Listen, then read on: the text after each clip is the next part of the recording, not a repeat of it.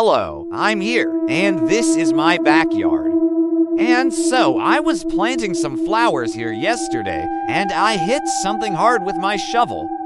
So I dug around a little bit, and I found an old diary buried in the dirt. And I thought that was really weird because no one lives in this house except for me, and the dirt was literally caked on it. It was stuck to the cover of the diary, so I took it home, put it on my desk, opened it up. And the first thing I noticed was that it was locked, but luckily there was a key right here in the corner, and it unlocked easily. And then I started reading through it. It was a really interesting story about this girl named Mary who lived in this house back in the 1940s.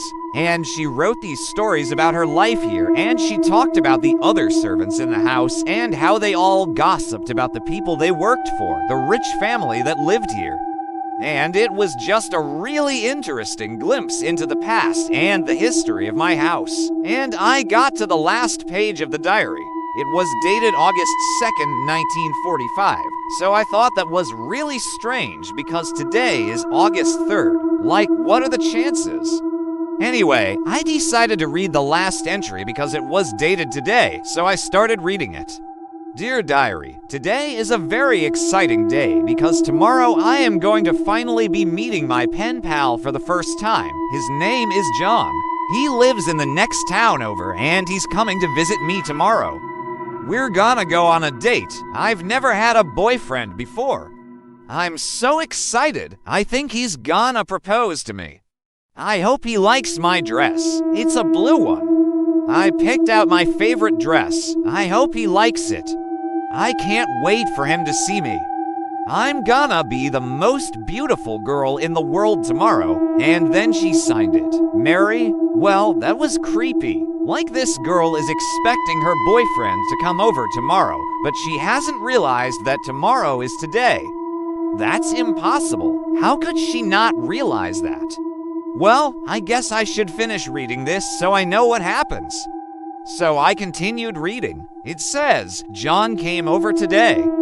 I was so happy to finally meet him. He's even better looking than his picture. He brought me a bouquet of flowers and we went on a picnic by the lake. I told him all about my life and my dreams for the future. He listened patiently and then he told me about himself. He's such a handsome boy, and when the sun set, we walked back to the house. He held my hand and kissed me. I felt so loved. He asked me to marry him, and I said yes. We're gonna get married in the fall. I'm so happy. I love John, so she's still writing in the present tense like it's still happening. This is crazy, so I kept reading because I was kind of curious to see what happened next. But then the next page started getting kind of dark. It says, John and I were married today. I wore my white dress and my veil. We said our vows under the oak tree in the garden. It was perfect. He looked so handsome in his suit. All the townspeople came to celebrate with us. After the ceremony, we had a reception in the ballroom. There was a big cake and everyone danced.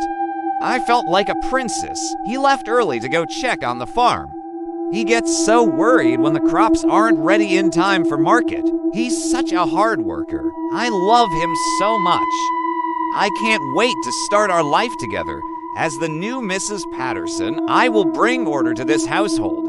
I'll make sure the servants do their work on time and the meals are always ready. I'll take care of John and keep him happy. That's my duty as a wife. She stopped writing after that. So I don't know what happened, but I guess those are the last words she ever wrote. But that's not the scariest part.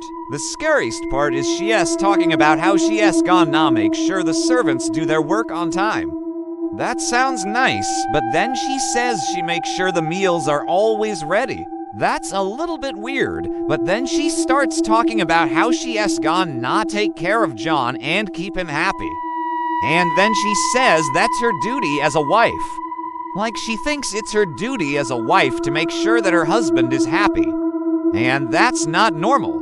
That is borderline obsessive. Well, I don't know what else to tell you. This is definitely the last diary I'm reading. If there's any more stories in here, I'm not gonna find them because this one ended pretty creepily. But if you want to hear another scary story, stay tuned. Bye.